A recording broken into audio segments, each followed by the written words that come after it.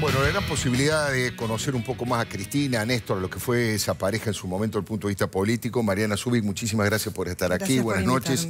Diputada electa del Parlasur por Cambiemos. Para conocer al matrimonio Kirchner, la primera pregunta es, ¿cómo definiría a Lázaro Báez en esa relación con el matrimonio Kirchner? Lázaro Báez es un empleado de la Presidenta de la Nación y del matrimonio Kirchner. Comercialmente es un socio, pero en el vínculo de lo que ha sido este andamiaje, esta estructura de corrupción, él ha sido en realidad un empleado, simplemente eso. Es decir, él utilizando estructuras no solo en la Argentina, sino fuera de la Argentina, bueno, los hoteles, las estancias, estructuras que no tienen rentabilidad, que no son productivas, han sido utilizadas en realidad para el presunto lavado de dinero, que es lo que está investigando Casanelo, con bastante demora. Entonces, y estas estructuras también fueron posibilitadas, otorgadas por Lázaro Báez, fuera de la Argentina, las denominadas cuentas offshore. Claro. Las 146 en el estado de Nevada, las de Panamá, hay hasta en Nueva Zelanda. Esto que fue investigado minuciosamente por Campagnoli, que luego le significó su desplazamiento y el pedido de juicio.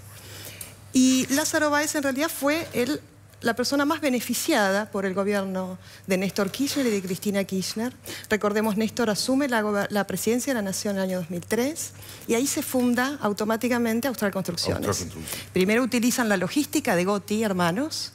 La logística, hablamos de las maquinarias. Claro.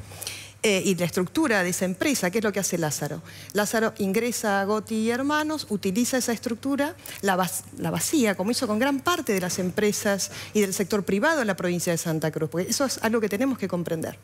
¿Qué es lo que hace el kirchnerismo y qué es lo que ha hecho el kirchnerismo? Primero, sector privado que era importante en Santa Cruz cuando él asume la gobernación, lo que hace es, te diría claramente, fundirlo.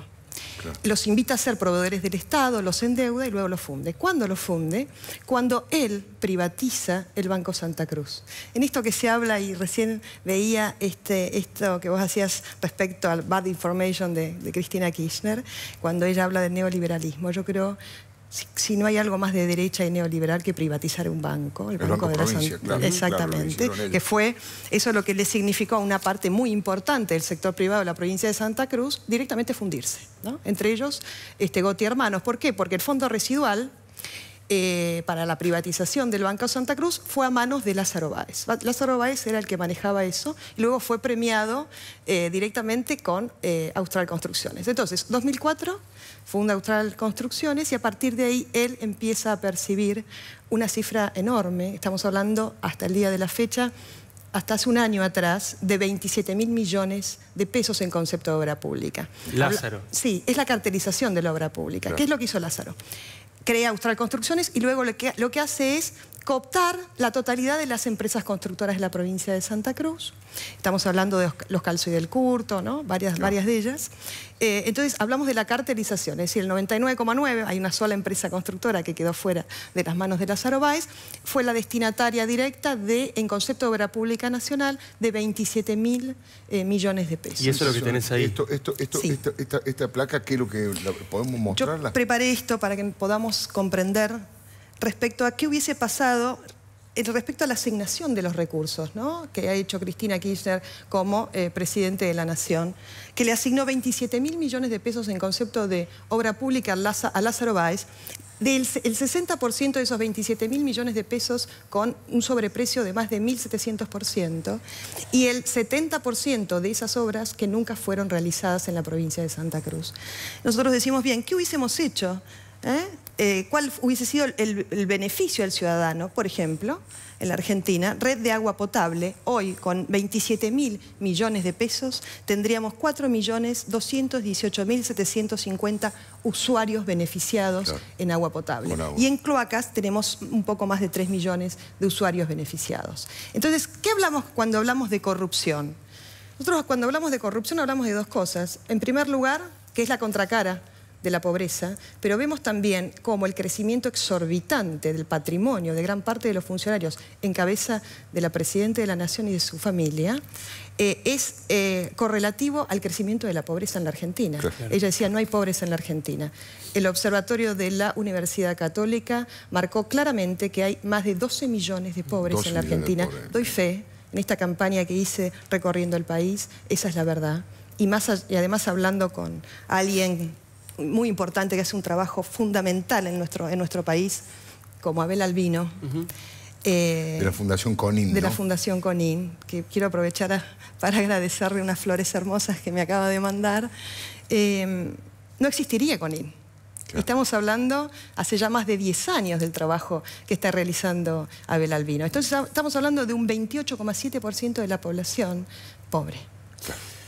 Recién te escuchaba hablar de Santa Cruz y me parece que otro de los íconos, de los símbolos de la corrupción kirchnerista, incluso antes de haber llegado al poder nacional, fueron justamente los fondos de Santa Cruz. ¿Qué es lo que hay con eso? Se supo muy poco después y lo poco que se supo fue grave. Sí. Mira, lo único que se supo en su momento fue gracias a Sergio Acevedo, cuando Sergio Acevedo asume la gobernación, que fue una de las cosas que lo llevó luego a renunciar. Dos cosas lo llevaron a renunciar. Primero, él dar información sobre los fondos extrapresupuestarios, los denominados fondos por regalías mal liquidadas, claro. Que fue ahí donde Cristina Kirchner pide privatizar YPF. A cambio de eso.